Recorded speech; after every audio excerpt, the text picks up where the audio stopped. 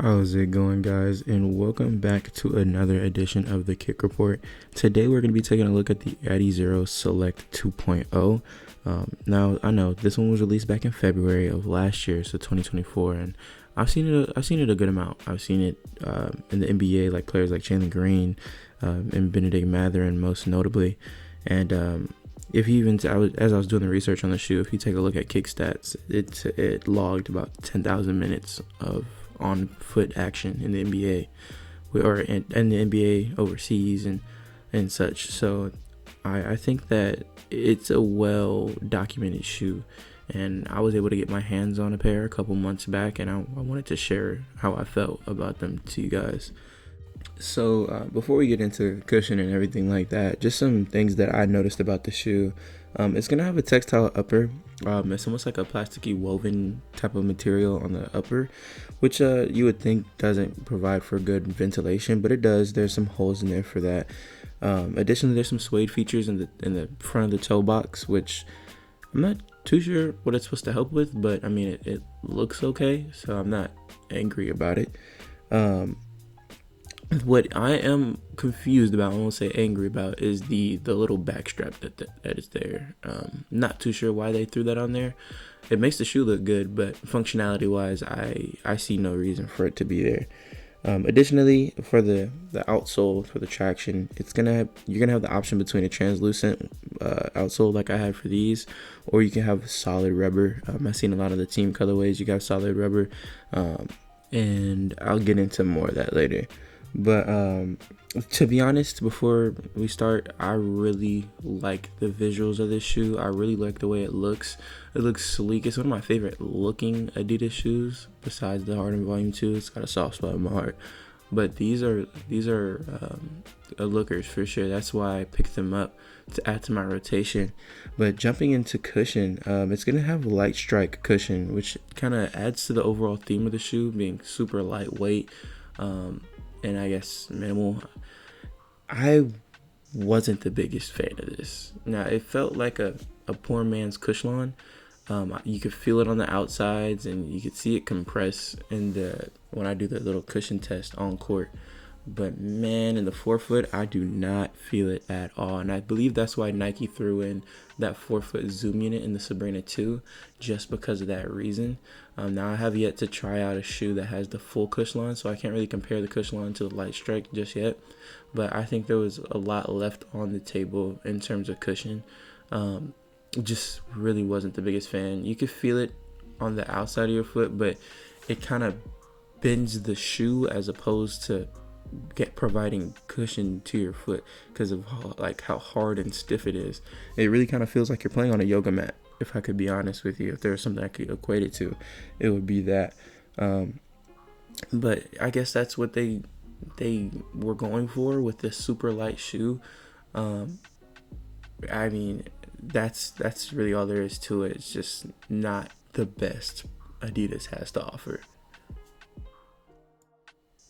Now, as for the fit, it's going to be great for wide-footed hoopers. For someone that hoops in predominantly Nikes, jumping to these will feel like a godsend. I would recommend these for someone that has like a wide foot or wide and flat foot, mainly because I noticed some arch support there.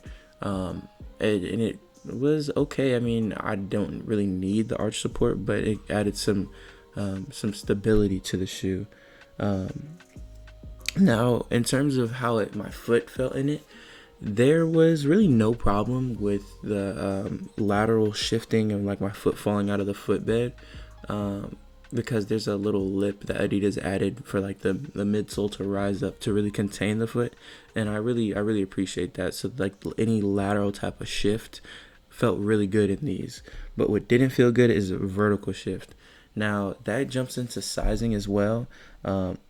I kind of use my sizing as Nike as the standard. So for Nike, I'm a 14.5, but these Adidas here were in a 14, and they were still big on me. So if your true to size is like an 8, I'd full size down to a 7 just because of that, and because I had that extra space.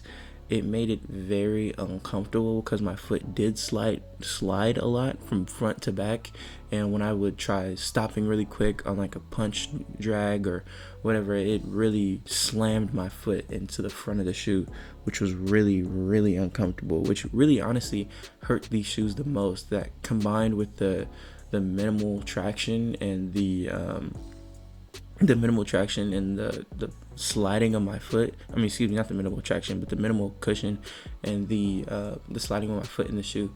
It made it super uncomfortable. Because again, I love the way they look, but they just do not feel the part at all, and that really hurt it in the long run.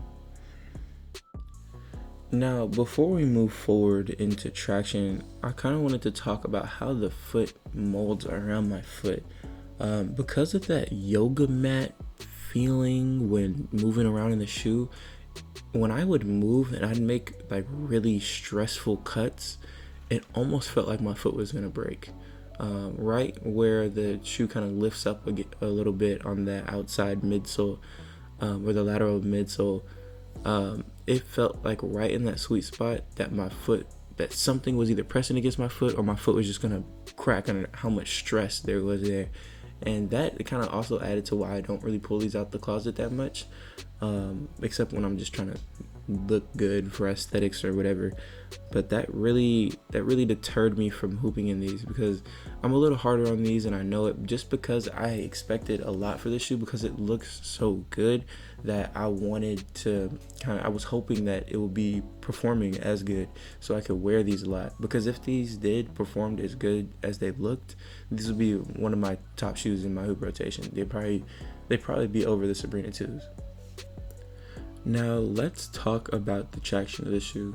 So for these, it's gonna have like a wavy type of traction pattern on the bottom, and with stubble towards the heel of the shoe. And if I had to grade these, I'd give these like a B minus, or like a 7.8 out of 10. Mainly because when I first got these, the traction did struggle, and I felt that I'd slide a lot. I'm not sure if that's because like the wavy type stubble doesn't account for as much horizontal traction in the forefoot as much as it does for horizontal traction, but that wasn't very fun.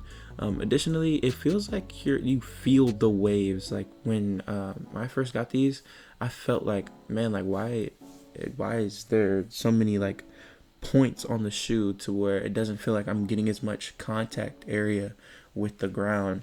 And I think that hurts the shoe in the traction department, but it did feel like it broke in with time. For this hoop session, I did feel very good grip, but I think when talking about this shoe, it's important to talk about how my foot feels in it in relation to the traction. And for this hoop session, it felt like the traction was good, but my foot was sliding in the shoe, so it did not feel good comfort wise. I felt confident making movements. There was no lack of traction to where I feel like I was gonna have a peel out, but I just did not really enjoy kind of the traction to comfort setup in this shoe. But you know what time it is. Let's go ahead and get into that squeak test.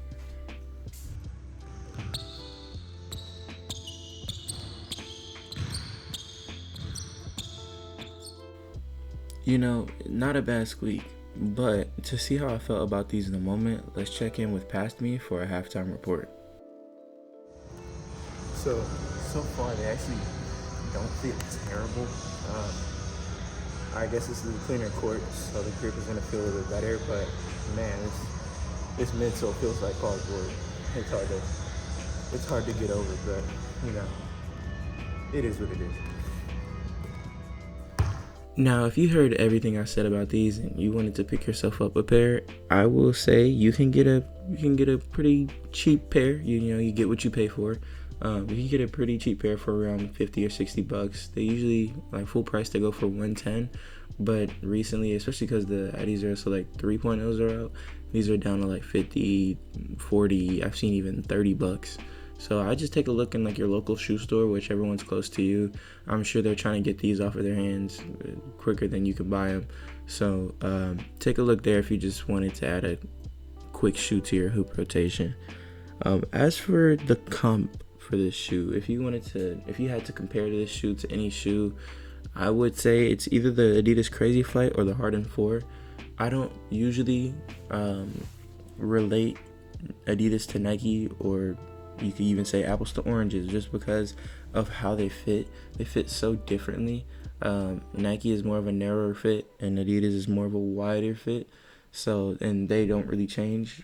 So, that's the comp there.